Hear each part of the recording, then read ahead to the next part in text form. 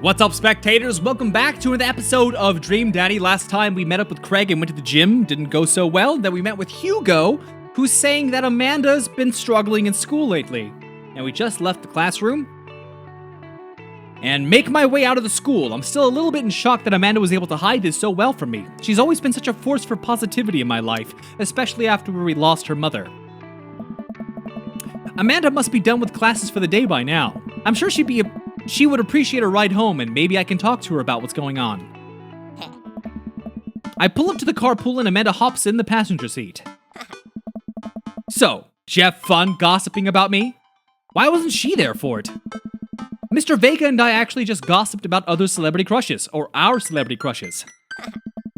So, you talked about Mario Batali the whole time. It was a very productive meeting. I'm pretty hungry. Can we grab some dinner? Sure thing. Pancakes for dinner? I think so. Does that sound good to you, food court? Yeah, sure. Why the mall? Can't a dad take his daughter to the mall? Will you buy me things? I will buy you a thing. Singular. Sounds like a deal to me. We drive in silence for a short while. Amanda plays a game on her phone. I should say something. You know, sometimes when a kid gets older, they find that they have to keep things hidden from their parents. And that's okay, because sometimes that's what kids do. And that's okay, but also sometimes it's good to have the parents' perspective because, you know, maybe the parents have also dealt with similar situations. And maybe they're a little cooler than you give them credit for. Anyway, what I'm trying to say is that it's good to share. Love you. Awkward. Have you been reading my tweets? You have a Twitter? What? Never mind. Look, Mr. Vega said you haven't been participating in class and that you're not turning things in. Oh. I'm fine, Pops, senioritis and all that. I thought you liked Mr. Vega's class. It's fine. He's fine. We pull up to a stoplight and I eye Amanda. She's still texting. I want you to know that you can talk to me about anything. I can tell that whatever it is, she doesn't want me knowing about it. That's frustrating. I heard Emma R is going to that fancy art school in California. That's exciting. Yep. Are you bummed that you guys aren't going to the same school? Yep. Amanda keeps texting. She stifles a laugh. What's so funny? It's, I don't think you'd get it. Okay. Who you texting? Wow. Be cool, me. Noah. A boy? Who? My friend. Boyfriend? Does he go to your school? Yep. Do you like Noah? What? No? Dad? Can't believe you would... Dad. I mean, geez. Why would you? Gross. Oh, so you love him. Dad, he's just... Guys and girls can be friends. He's my friend. Okay. This is going well.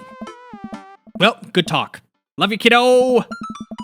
She leans forward and turns up the radio. Guess that conversation's over. To the mall, then.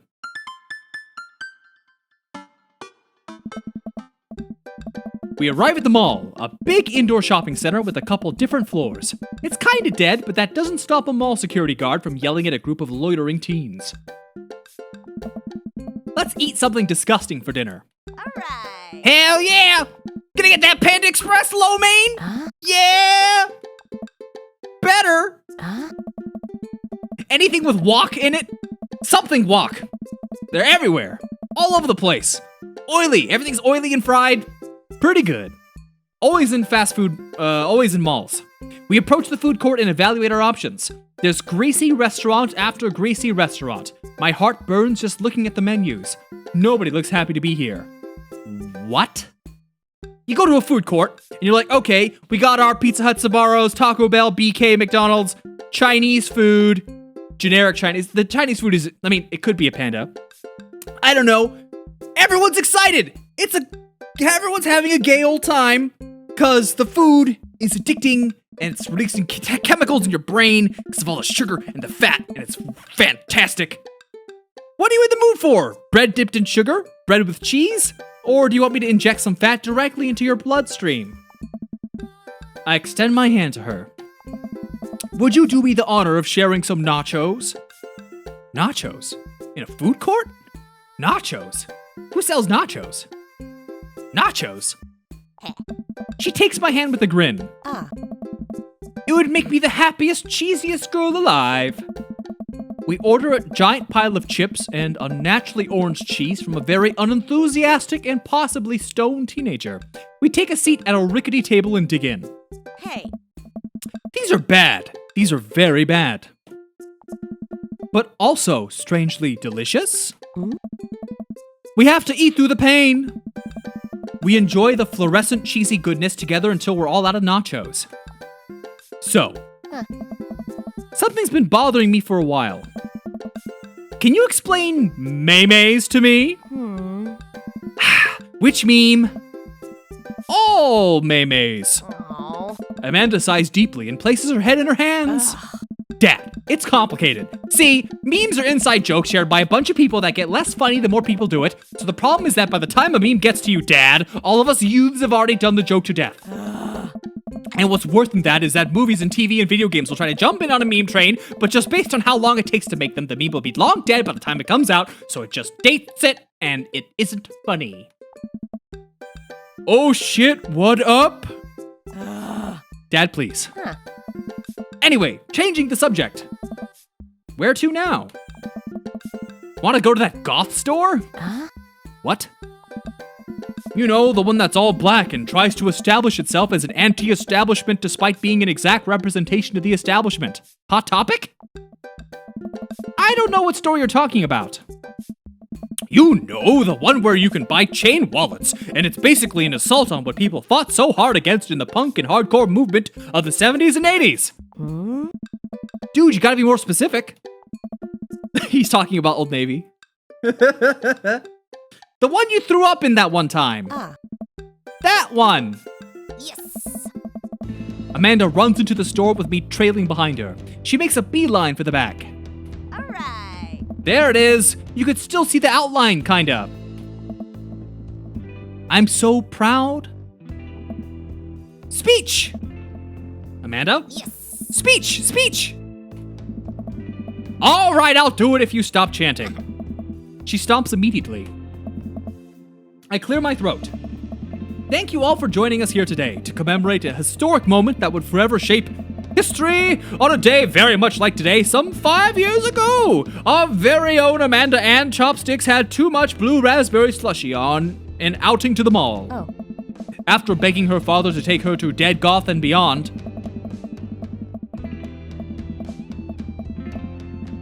okay, alright, it's alright.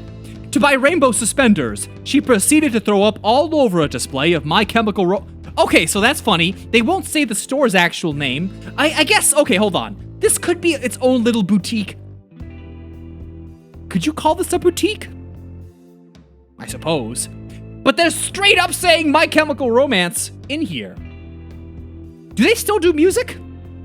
I don't know, they were making music when I was in high school. Her loving father then had to pay for said merchandise, which to this day remains among our possessions. Thank you. Amanda is moved. She begins clapping. Slow at first, then faster and more vigorously. Several other patrons turn their heads. One of them also starts clapping. I bow my head. Oh hey, chain wallets! While Amanda busies herself looking at band t-shirts, I try to find something of interest to myself. Not much for a dad to look at in Dead Goth and beyond.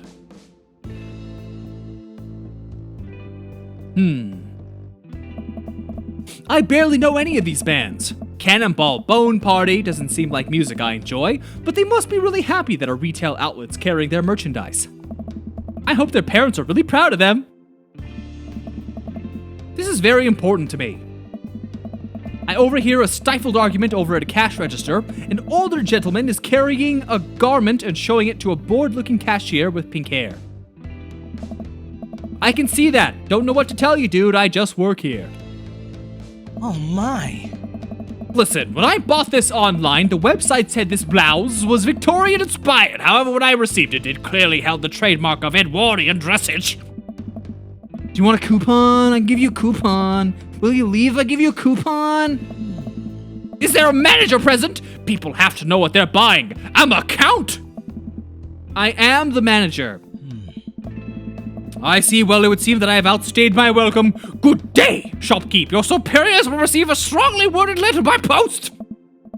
Whatever, dude. The man whirls around and storms out with a loud cape whirl sound and his little coattails trailing behind. I can't tell if they're in Victorian-inspired or Edwardian in nature. Amanda trots up to me with a t-shirt in her hand. Oh boy, here it comes. Hey, Dadtron 5000. Yes, I will buy it for you. Wow, that was easy. Thanks. At least it's only one this time. Amanda plops the shirt onto the counter and grins at the cashier. I love your hair. The cashier says nothing and rings Amanda up. Radiating hatred, I hand her a 20. So, what was that guy's deal? The cashier rolls her eyes so hard I'm worried she'll pull something. That's Damien. He's in here all the time. He's obsessed with Victorian fashion or whatever. She hands Amanda her bag. It's clear the conversation is over. We make our way out of the store and head home to get some rest. As you can tell, I almost committed to, the Valley accent voice, but I really didn't feel like doing it, so it's half-assed a little bit. Amanda and I sit on the couch trying to find something to watch over bowls of ice cream. Cool. Long Haul Paranormal Ice Road Ghost Truckers is on. Your favorite, right? Discovery has all the best stuff, it seems. Oh, hell yes. They have to make it over the Canadian tundra before the ice road melts, but they're also hunting ghosts. Also, the trucks are haunted. That's convenient as ghost hunters. This is an episode I've already seen, but it's one of the best. Caleb and Flint Dogbone, the twin brother truck driving and ghost hunting duo, find themselves in the greatest peril yet. Oh no, the ghost done got control of the truck. Oh, they're talking. Wait, shoot, let me think of a good voice for them. Ghost hunting truckers. Shit, I can't do it. Wait, hold on, let me think. The ghost done. Shit, why can't I do it right now? Okay, I'm sorry, I can't do it. Next time, the ghost done got control of the truck. I can't steer on them on damn ass road. It's almost there. Let me use these EVP meter to try and communicate with the spirits. Flint, we're about to die. I almost get it. Oh God. Okay. Can't do it. I'm sweating. If you listen carefully, it sounds like it's saying, you're going to die. That's because we are about to die, you! This is art. The episode ends, and Amanda excuses herself to go and start arguments on the internet. I stay up a little longer, curious about the exploits of Caleb and Flint Dogbone after their disastrous ice road accident. Afterward, I crawl into bed and get a good night's sleep. Oh man. I'm sweating. When I get real excited about reading, I start sweating, and it's cold in my apartment, so now I'm freezing to death. Morning, sleepyhead. Oh God, I'm cold now. 5 more minutes! You've never ever let me have 5 more minutes, so get up! Fine. We have cereal for breakfast and spend the morning putting together furniture. Amanda's much better at interpreting the tiny manuals. We're able to put together a few shelves and one desk, but I'm pretty sure it was supposed to be a bookcase. So, you excited for the cookout? Yes! I'll see this as a learning opportunity. If I can stake some hot grill tips, I think we can consider it a success. Don't you want to meet some of the people in the neighborhood? I'll probably end up standing uncomfortably in the corner with a plate of food and hope that nobody talks to me. Ah. Dad, you're a beautiful work in progress. We'll get that butterfly to emerge from the cocoon. Huh. The social butterfly. Well, we better start getting ready. We definitely don't want to be late. Whoa. What? No, we have to be fashionably late. Who shows up to a cookout on time? You know what? We're going early. Just because you said that, because I'm a spiteful man. I head out the door and Amanda reluctantly follows. We walk across the street to Joseph's house with a store-bought veggie plate. I'm a terrible cook if it doesn't involve a grill. A store-bought veggie plate? We're that family? No! Bring some brisket, or some sausage, or some chops, or some loins, or some beef patties, or some chips, or some dip, or potato salad, or any type of salad that isn't salad like chicken salad, or egg salad. I guess we're not as early as we thought we were. Joseph's backyard is already packed with people and the smell of hot dogs wafts through the air. Small children run through the sprinkler and adults chat in small clusters, and I bring my veggie plate, which he throws in the garbage. I set our veggie plate down on a table next to 2 other veggie plates. Huh! Okay, you know, if there's like a hummus dip, okay, I'll have that. Some veggies and hummus, sounds pretty good. There's Joseph. I wave to get his attention. The moment he sees us, he jogs over, arms open wide. Oh. Totally forgot about this dude. Oh, yes. I'm so glad you two are here. And you brought veggies. Oh. Let me introduce you to my family. Kids, come on over. This is Chris, my eldest. Hey. This guy doesn't seem like the type to have a good barbecue. I don't know. But I am judging a book by its cover. This is Christian and Christy. They're twins. Hey. They stare creepily and say nothing. Hey. Then, of course, there's our youngest, Krish.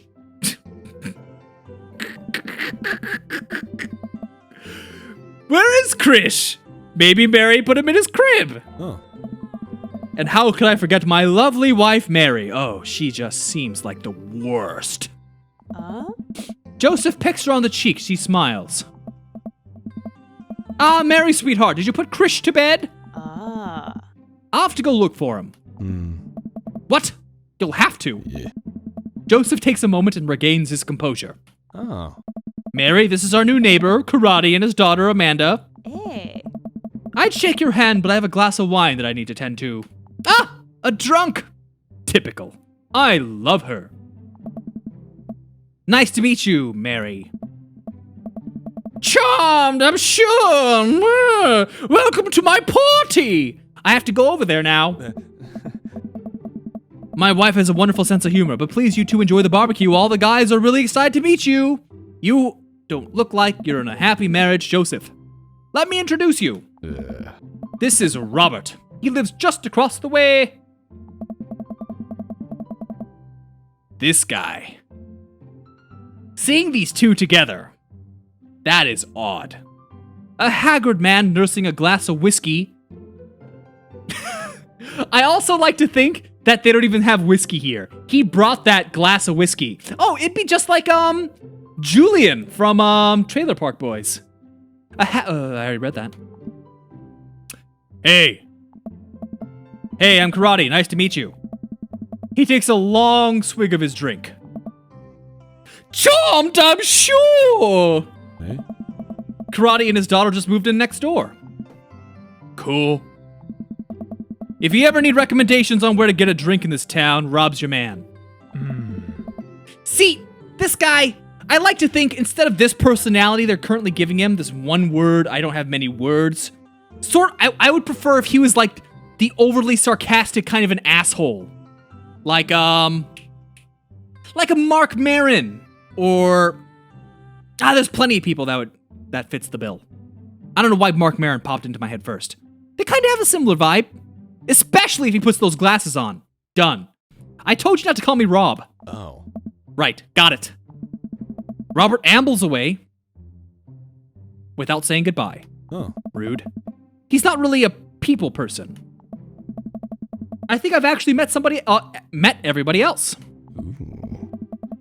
Ooh, yeah. I bet you're excited to get to know everyone better. Hope you both enjoy yourselves. Amanda and I mill around and try some of the food spread out on the table. I pick at some deviled eggs! Yes! Whoever brought deviled eggs? Yes! Deviled eggs are fantastic. I don't even remember the last time I've had deviled eggs. Amanda grabs a small paper plate and immediately begins piling it with baked goods. I don't want to have to make friends. Dad. Come on, Dad. Who are you going to party with when I go off to school? But I don't want to have to do pleasantries. Dad. They're going to talk about weather. Who doesn't like talking about weather? This heat, right? Scorcher. Wow. Humid today. Yeah, hot. Sweating. Sun, my eyes. Car is hot. Ooh. Stay inside, central air. I could talk about weather for hours. Make a friend. But how could I possibly abandon my only child at a social function? That's bad parenting. This plate of cookies is my new dad. Bye. Again, not telling me what kind of cookie it is. Amanda shoves me into the center of the yard. Well, here goes nothing. I look around the party and am surprised to see some familiar faces. Isn't that the barista from the Coffee Spoon?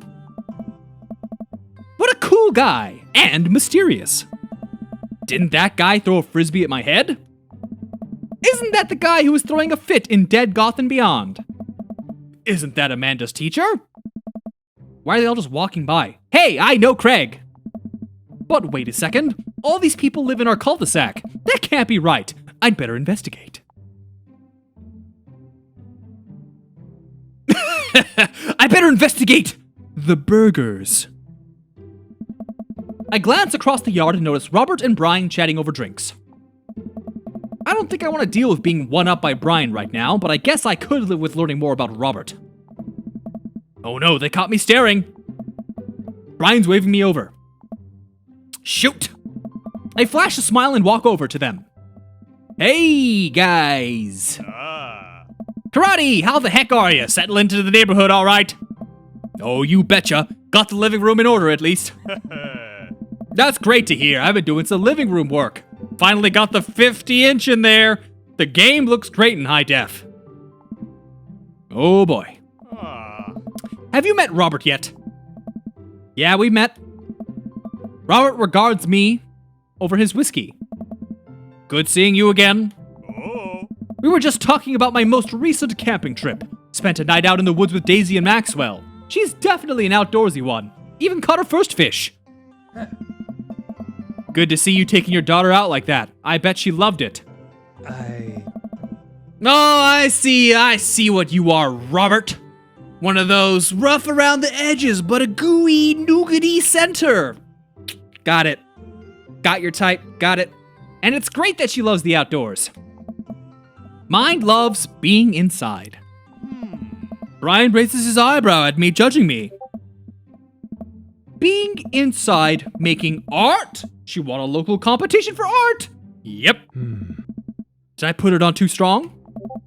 Robert stares at me blankly for a second. Anyway, I haven't gone camping in years. Not since the last time. I think that's how it works, Roberts. I think you don't do things until the last time you did them. Yes, that's a very good point. I also haven't eaten since the last time. Same here. Well, things change once you have... Wait, what happened the last time? Robert takes a long sip of whiskey. Well, old Johnny Boy and me were out in the back country. Johnny Boy's a strong kid. Met him in my army days. Comes from Kansas. They build him tougher out there. Anyway, things go south pretty quick. Johnny Boy breaks his ankle when the rope bridge snaps. Well... You could see the bone popping out through the skin. Johnny Boy's screaming now, crying for his mama. Why are you talking like this to me, Robert? You were so cool and mysterious. Losing blood. We're 2 days out from the next living soul, and here I am with the dear old dear friend bleeding out in front of me. I'm able to dress the wound, but now I got a fireman carrying a 6-foot, 180-pound man over some of the toughest terrain I've ever been in. I won't lie to you, there were moments during those 2 days when I thought about leaving old Johnny Boy, but you build a bond with your brothers in arms, and that bond never breaks. I got that Johnny Boy back to civilization, but boy, I tell you, Johnny Boy, what? Lost some of me out there. Guess that's camping for you. No idea what the fuck you're talking about, man. Brian and I stare in disbelief. Robert takes another long sip of whiskey. I'm just kidding. My friend John and I went inner tubing down a river and he lost a flip-flop. Miss that kid. Yeah. Brian and I laughed nervously. Or am I kidding? Brian and I tense up again. But I really don't, because I don't give a shit. I'm kidding. Hey, you're kidding. Whoo, hey. Amanda and Daisy barrel up to us, laughing. Daisy's holding a paper plate in front of her like a steering wheel. Oh yeah, I do that, huh? People do that. You hold up the plate, yeah, okay. If it's empty. We gotta get off this haunted truck. Oh no, the ghost locked the doors. Yeah. Quick, hit the emergency escape button. But trucks don't have emergency escape buttons. Then hit the brake, I guess, and then we'll get out of the truck. The imaginary truck. Anyway, we're safe from the ghosts, but how will we ever survive this Arctic tundra? Daisy, you might have to eat me. Are you prepared? I'm prepared to do anything to survive. That's cold-blooded, like the tundra. I like that. Although I'm not sure I have the materials required to properly cook you. You know, that reminds me of the last time I went skiing. You ski, Robert! Robert! Hey. Wait a second. Are you guys playing Long Haul Ice Road Paranormal Ghost Truckers? I like to imagine we all said it at the same time, and then we high five. Yeah! Amanda and I love that show! It's the best, especially that episode where Caleb hides Flint's keys and Flint retaliates by breaking an ancient curse word and sending a spirit after him. It's such quality reality television. It's really the only good TV there is anymore. I don't watch a whole lot of television, but I do enjoy that show. That and more documentaries. All right, Daisy, I found us a couple of bugs. They're gonna make a great meal. Lots of protein. Gonna keep us from starving out here in this harsh, icy wasteland. Wow, we're all into roleplay, I see. Really committed to it. But there's a whole table of food right over there. Daisy, it's a game. We're playing pretend. It's what kids do. Live a little. Amanda gives Daisy a handful of gummy worms from the snack table. They eat them with mock disgust. Gummy worms at a barbecue. Okay. Different. Let's go kindling for a fire. All right. But not an actual fire. Because we're playing pretend? All right. Now you're getting it. Daisy and Amanda run off. What a cute couple of kids. I've never seen her get along with anyone so quickly. I guess Amanda just sort of has a way with kids. That's kind of amazing. Daisy doesn't really get along well with kids her age. It's nice that he's not trying to one-up me this time. Maybe we can have a regular friendship after all. Really? She just kind of keeps to herself. Her teachers say she spends every recess in the library. I think the other kids are intimidated by her intelligence. There it is. I wouldn't worry about it too much. Amanda was shy at Daisy's age too. She used to have a habit of crawling under tables and crying every time we took her to a restaurant. She bit people too. Oh ho ho, kids, right? Gotta love them. You're required to, by law. I hear that. Well, since they're getting along so well, maybe we should try to put them together a little play date. They do seem to get along, but the thought of continually hearing about all of Brian's accomplishments is rough. That'd be nice. Well, I don't want to take up too much of your time. Go meet some of the other fellas. That was a long conversation, huh?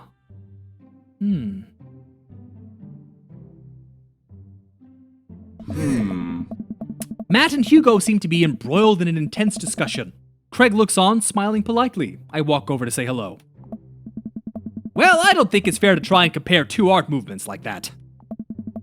Periods in art only exist because they're a unique byproduct of the social and political climate of a time and place, and to try to take something like, say, the Rococo period and compare to postmodernism in America, you're completely disregarding the context in which a work of art is created. I never appreciated the use of the terms, like whoever originally coined the terms, like modernism. Because modernism would be modern, so now could be modernism. But now that someone has stolen modernism, you have to use postmodernism. In fact, there's postmodernism. And I'm rambling I'm getting sidetracked, and I'm gonna stop talking. Matt and Hugo seems to be so busy talking they don't notice me. Craig leans in. Dude, I have no idea what's happening. Yeah, Craig, bro! I turn my attention to Craig, who seems a little more attentive to my existence. How'd resistance training go the other day? Great. Little River here is a great cheerleader, aren't you, tiny bro? Craig grabs River's arms and waves them around. You can do it, Dad! I'm so proud of you! I'm sorry for pooping on you! She must be a handful at that age. Nice. Oh, they always are. Bro. But it's so worth it.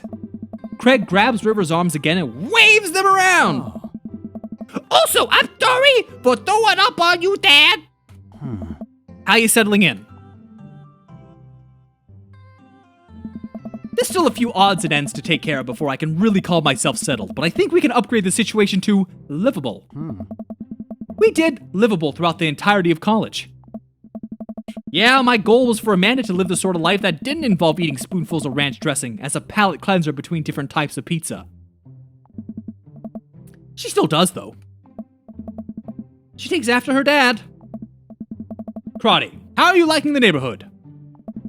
It's pretty nice. Everyone's been super friendly. Hey. Seems like your daughter's fitting in just fine. Matt points across the yard to where Amanda, Daisy, and another young girl are playing. They're all sitting cross-legged in the grass, picking weeds and weaving them into little flower crowns. It's pretty adorable. The girl I don't recognize jogs over to us. Hey. What is it, sweetheart? Wow, those glasses are real round, with no frames.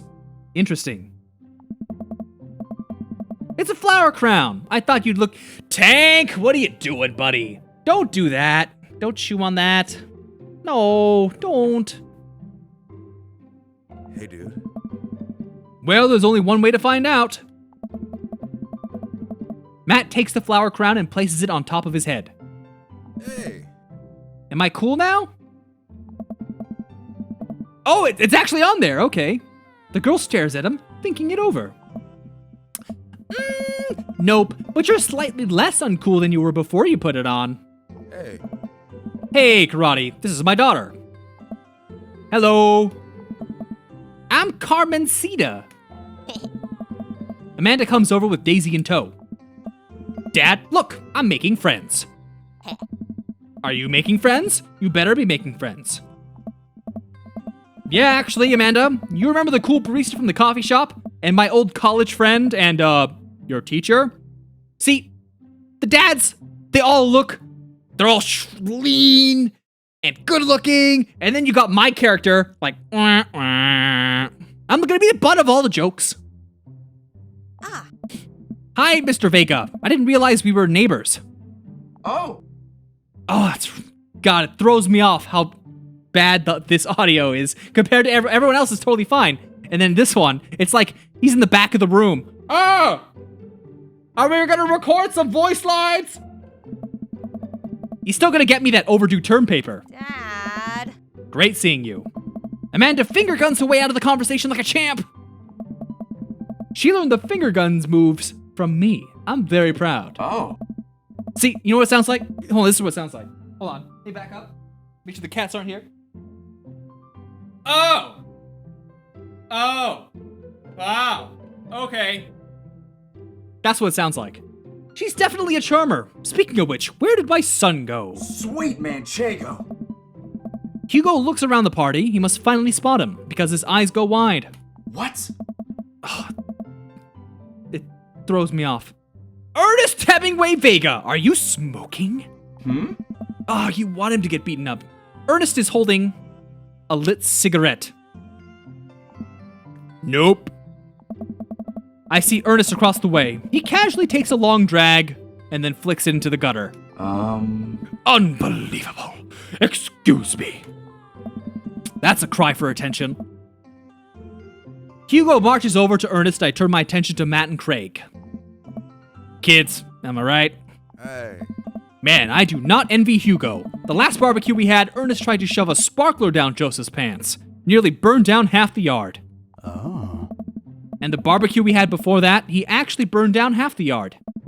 And then it spread onto my lawn and burned down half my yard. Ass. Hugo walks back over to us, practically dragging Ernest behind him. Wow, look at this guy. Okay, hello. Everybody, sorry about that. Karate, this is my son, Ernest. Hello. Ernest looks away, sulking, his hands shoved deep into his pockets. Playing with lint or something. Hugo nudges him impatiently. Hey. Nice to meet you. What grade are you in? Doesn't matter. Oh, why don't you fuck off, Ernest? Okay, I'm in 8th grade. God, are you happy now? I'm sure you're just dying to know. No, because I don't give a fuck about you, Ernest! Yeah, good for you. Damn, I was looking forward to hanging out with Hugo, but I don't like your son, Ernest! Ernest kinda sucks! Can I go now? I'm tired of talking to old dudes who blame my generation for the failing economy. No one blames you because you're like 12. Fuck you! Ouch! Ernest! Oh yeah, because I'm totally embarrassing you. Ernest puts earbuds in and storms off to stand in the corner. Well, that was certainly something. Yeah, go listen to your Darude Sandstorm. He seems nice. Hugo puts his head in his hands and sighs. Wow, I'm amazed at how angry that kid made me. I am amazed. I'm sweating again. The last time I was sweating was when we were doing the voices for those guys. I'm so sorry. He's having a really rough time. As much as I want to be the cool dad, I have to be the authoritarian dad, and he clearly resents me for it. Oh. I mean, I think as a dad and a teacher, that's about as authoritarian as you can get. Honestly, are any of us cool dads? Is it even possible to be a cool dad? Are you kidding? Look at yourselves. Look how cool all of you are. I'm cool as a cucumber. Hey, dude. See, that right there? You can't say that. Oh. My kids think I'm cool. But for how long, Craig? How long do we get to be the cool dads? Oh. I don't know. Hey. I think we just have to accept the fact that as dads, we become the machine we once raged against and accept our fate to unironically wear socks with sandals. Your kids may think you're cool now, but the moment they hit puberty, you're doomed. Amanda's 18 and she still thinks I'm cool. I yell across to the yard to my daughter. Amanda, I'm cool, right? Amanda laughs. She keeps laughing. I see your point. Oh no. As much as we all want it, I don't think it's as important to be a cool dad as it is to be a good dad. We can't all be best friends with our kids. It just doesn't work. I mean, look at me and Ernest. Oh. Our job as parents is to make sure our kids turn out okay. You're right. But it'd be nice to have it both ways. Hearing these guys talk about this makes me think of my relationship with Amanda. We get along so well, but there might come a time when it won't be like that. Is college when that happens? It's usually high school, man. You got lucky. Don't let us eat up your time, Karate. Go meet some of the other people around the neighborhood. Alrighty, well, it's been 30 to 40 minutes, so I'm gonna end this video here, so stay tuned for the next episode, and thanks for watching. Bye-bye!